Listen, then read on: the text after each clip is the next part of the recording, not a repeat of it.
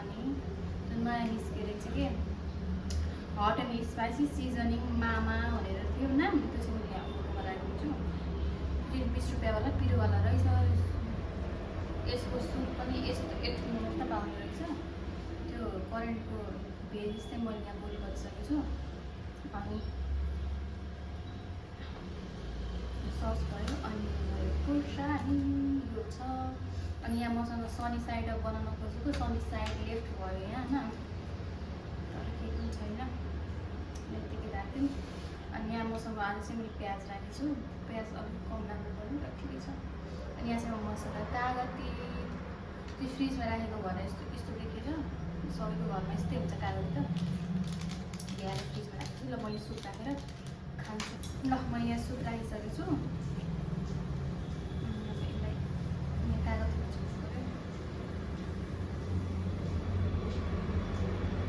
यस्तै हो, मैले माइक त किनेँ तर माइक किनेर युटिलाइज भएको छैन। मैले जानिनँ, चलाउनै जानिनँ। म छिट्टै माइक लगाएर बोलेको भिडियो पनि आउँछ।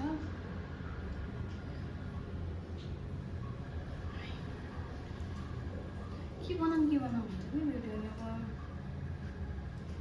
खाऊ त करेन्ट, नखाऊ त करेन्ट, खाऊ त नसुरत, नखाऊ त नसुरत। त्योभन्दा अरू मेरोमा केही छैन। मैले भर्खर खाएर भ्याएँ होइन, भर्खर खाएर भ्याएँ। मैले भिडियो बनाएको भनेर यता स्ट्यान्ड नै छ। अनि कति भयो भने फर्स्ट नै मोबाइल हेरेको, अब स्टोरेज फुल भनेर जम्मा 3 मिनट 44 सेकेन्डको भिडियो भएछ। के गर्ने अब, यस्तो आइफोन किन्यो म भिडियो गर्न सजिलो हुन्छ, राम्रो क्यामेरा क्वालिटी आउँछ भनेर लास्टमा यस्तो प्र्याङ्क हानिदिन्छ आइफोनले पनि। अब स्टोरेज धेरै स्टोरेज नपाइने, अब महँगै पर्ने होइन। यस्तै हो, अब आजको भिडियो यस्तै भयो। मैले यस्तै नै राखिदिन्छु। म कस्तो भिडियो गरेको हुन्छ अनि यस्तो नहुँदाखेरि कस्तो एकदम डिमोटिभेट फिल हुन्छ कि, फिलमा त आउने डिमोटिभेट नै हुन्छ। त्यही भएर नेक्स्ट टाइम मैले हेर्छु राम्रोसँग। आजलाई चाहिँ यति नै हेरिदिनु। जुन खाएको पार्ट नै छैन कि, यति इन्जोय गरेर खाइदिउँ मैले, यति मिठो भएर आएको फेरि के गर्ने अब।